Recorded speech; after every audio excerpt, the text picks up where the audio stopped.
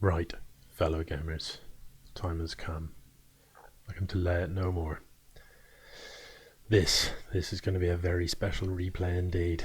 This screen is not broken. There are indeed that many players in the game. This is an Archon game. There are 3 teams, and on each team there are an absurd number of people. So this is, I don't know what we'll even call them. This is the team 1. They're Terran. They've got, I don't know, loads of people on there. This is team 2, Protoss. They also have loads of people on there, including me. Yours truly was on that team. And up here, the Zerg. They only had 2 players, and I can't help but feel that might have been an advantage. No, let's just pause for a minute. Let's just take stock of what's occurring here.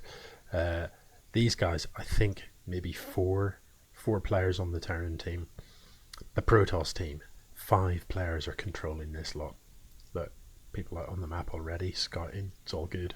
Everything here looks, just looks normal. It looks under control. It looks sensible. These look like bases that have, players with a purpose. Oh, it tells you, look, Masterful +3, haha, Confused Gamer +4.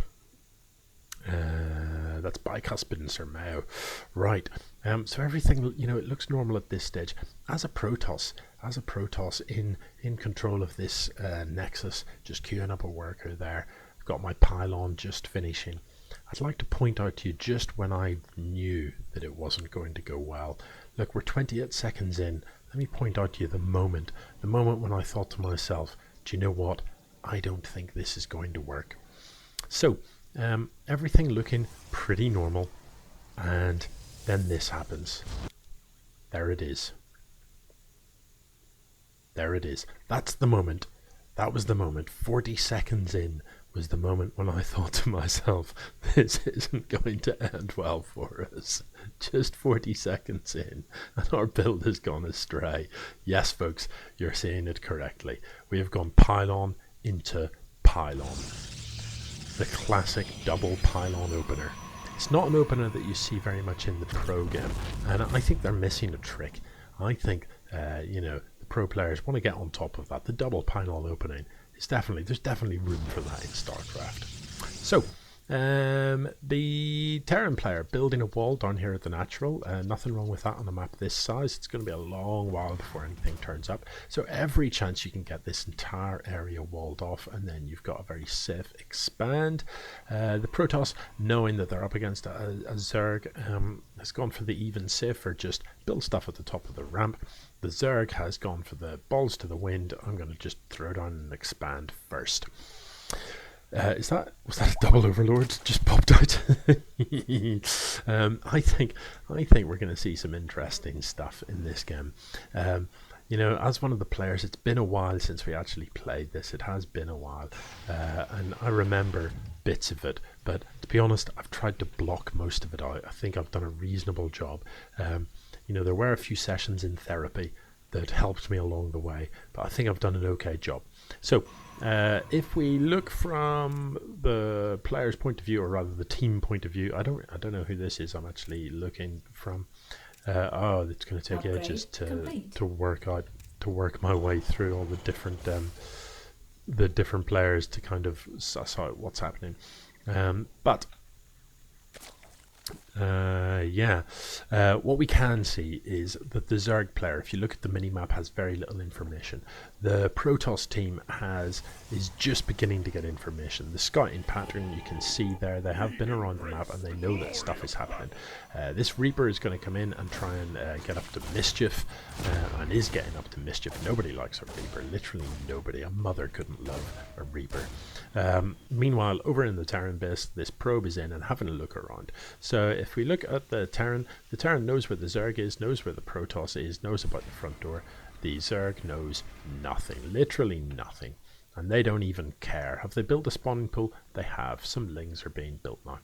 So back over in the Protoss base, stuff happening. This Reaper is really being a nuisance. Has got himself a kill, and that's handy. Presumably managed to get a worker, or possibly even the Zealot, which would be rather tasteful indeed. But this Stalker should see it off without any problems. So the Reaper is going to have to run away for now. Meanwhile, this hero probe, is having a pop at the other side of the map. He's just going to get stuck in here and do very little indeed. The Reaper looks to be heading up into the Zerg base. Zerg tend not to struggle against Reapers because they have queens. In addition to that, Lings are as fast as Reapers on creep. So Zerg are generally able to cope with Reapers pretty effectively. You can see there the queen dispatches that in pretty short order. But Reapers can be a problem for Protoss. So where are we at in this game? We can see stuff is busy. I wonder, I've just had a thought. No, that's not what I'm after. No, that's not what I'm after. No. Oh my goodness. No. Oh Lord, no. What have I done there? I don't know. I don't know what I did.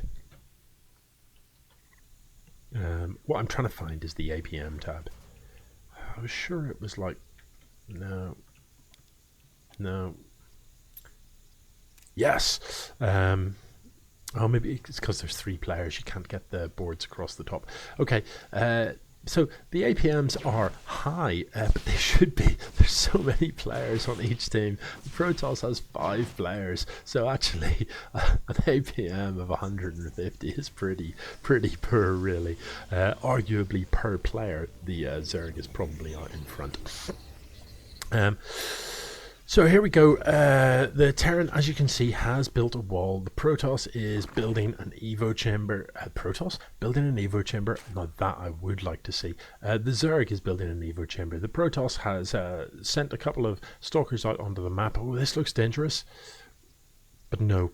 I sent a couple of stalkers out onto the map. Do they have anything at home? They have got the mothership core at home, so it should be absolutely right as rain. But this is a reasonable force of Lings about to come and have a prod. But the mothership core, pylon overcharge, should be able to deal with this, but probably at the expense of this stalker. Nope, loses nothing. So that's a bit expensive for the Zerg. Meanwhile, over here in Zergland, what's this guy doing? I don't know how he got there. I have no idea. So these Lings come home. What is going on? There's another lone stalkers running about near a Zerg base when the Zerg has speedlings. It's what's this guy doing? Come on, what are these units doing over here on this side of the map? I have no idea. Trust me, folks, I didn't put them there. You've got to believe me. Oh, holy cow, look at this. With stalkers out on the map and not much at home, the Protoss has got this drop to deal with, and probably will be able to deal with this. There's enough bits and bobs here to see this off reasonably effectively.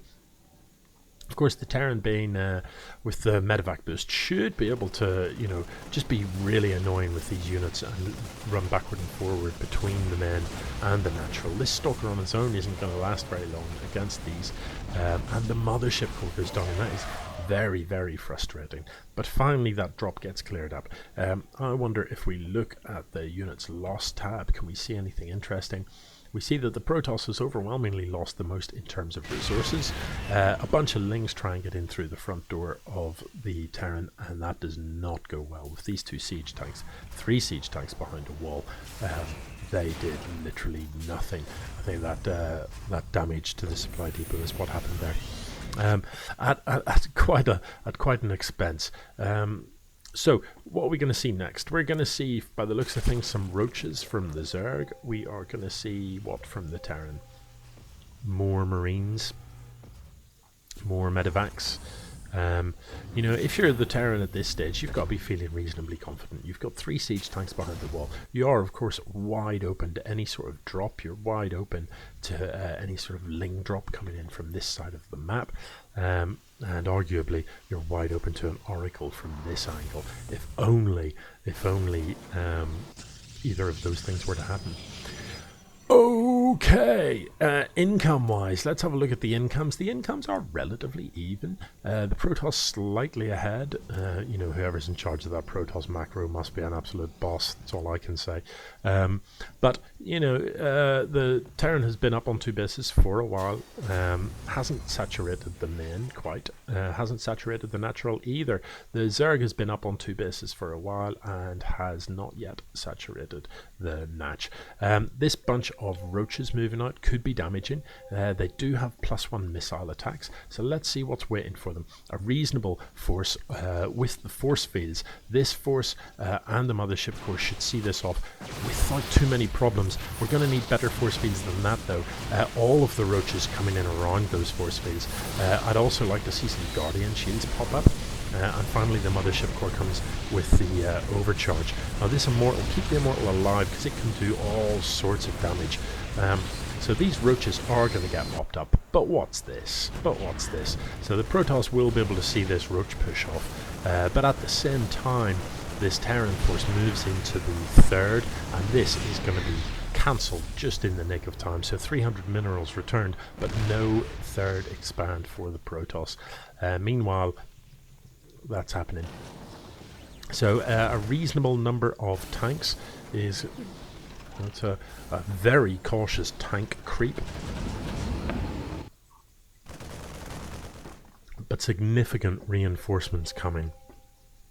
The Zerg meanwhile is marching out. Where are they going this time? Are they going to push against the Protoss, or are they marching across the map? It looks like across the map, but if we look at the active forces tab, the Terran is way out in front, the Protoss is second, the Zerg is trailing behind in terms of active forces. So there is not much left at home for the Protoss, not much at all. After the battle with the roaches, there's going to be very, very little that this Protoss force can do to hold this. This is just too much Terran, really, to deal with. The Templars don't have Storm yet. Storm is researching, though, and it won't be long. And that could very well be a game changer. These siege tanks are just deeply unpleasant, and the micro here is a bit ropey. These units should not be going forward in thin range of these siege tanks. They shouldn't be anywhere near it. They should just be waiting back here, forcing the Terran to come creeping up. Is the Zerg actually going to attack over here?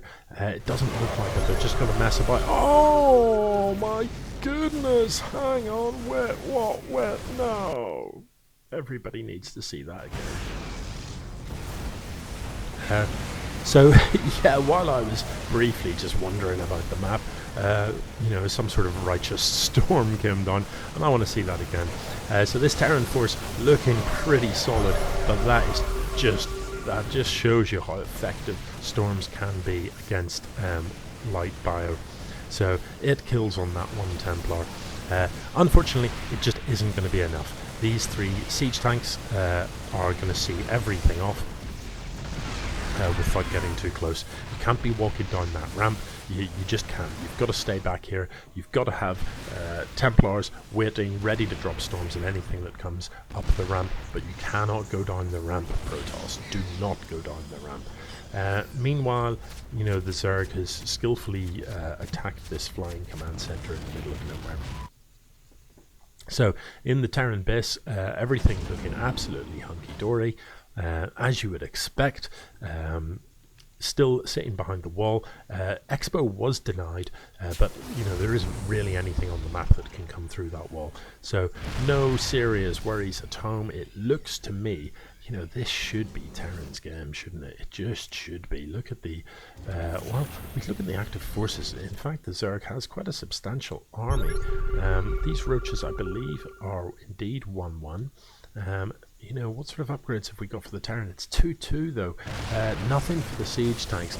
Needs to get these this wall up, but you know, from behind a wall, a lot of these units are going to take a lot of damage before they can get in, and most of the Terran force is on the other side of the map. So pulls it home. What I'd like to have seen though is fly them home. You know, load all this stuff into the medevacts and boost. Is that what he's going to do now? Goes back, lifts the tanks. Yep. You know, I'd like to have seen that as the first port of call. Just get everything in the medevacs and boost it home. You know, if you drop your 4 siege tanks here, you've won, really, haven't you? So, you know, I'd like to have seen that as the first port of call. Just get everything in the medevacs and boost it home. You know, if you drop your 4 siege tanks here, you've won, really, haven't you? So, you know, I'd like to have seen that as the first port of call. Just get everything in the medevacs and boost it home. You know, if you drop your 4 siege tanks here, you've won, really, haven't you? Okay, so while this occurs, there are 10 more roaches in production. The Terran army comes home to deal with this. A little bit of dancing about, but the siege tanks have not yet been deployed, so I don't know about that. A little bit keen to get involved. It is going to clean up this Zerg army, but it all looks very expensive. In the units lost tab, we can see that the Terran now has actually lost the most in terms of units. The Zerg is catching up in terms of resources lost. And the Protoss, is the Protoss going to make a comeback from here? It seems awfully unlikely. At present, mining off 2 mineral patches there. However, the Terran is in a similar boat, but does have a more substantial army. The Zerg, however, at this point, with 4 bases, unmolested, has nothing really to worry about. Now, this is an interesting choice, isn't it? Having just seen off the Zerg attack, the Terran feels confident that they can bounce across the map and kill the Protoss, which of course they can, but it's gonna cost them, and to be honest, it's probably going to cost them again. The Protoss at this point was not their competition, the Zerg player was, so sending all of your stuff over here to attack the Protoss, I don't know about this. That leaves you kind of wide open to dying from the Zerg. It is going to cost you units to do this. You know, one way or another, you're going to lose some stuff, and that means you've got less stuff to take on the Zerg. That was a terrible engagement. Right, these Templars need to drop some storms. I'd like to see the storms. And don't be engaging one thing at a time. So if you're in the Protoss boat right now, you're not feeling great about this game, are you? You've got Zerg coming at you from this side, you've got Terran coming at you from this side for the second time. The Templars don't really know what to be at. There's nothing on the map. This game is over for the Protoss. Yeah. And indeed the real OG has left the game.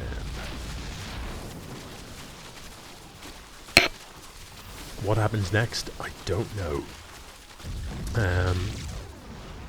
Yeah, let's have a quick look at production. So as we can see, the Terran not particularly busy. The Zerg, however, pretty busy. Yeah, salty much. The Zerg pretty busy. The Terran not really building anything. Now, why is that? Is it because they don't have any money? It's exactly that. So has got, look at this, a full energy CC, but it's in the air. Why didn't you drop the mules before you took it off? I'm not really sure about that. So here we are, the Zerg turns its attention to the Terran, and at this stage the Terran's got to be thinking, why was I over in the Protoss base when my opponent really was the Zerg? This may go very badly indeed. There is nothing nice about having to push up your own ramp.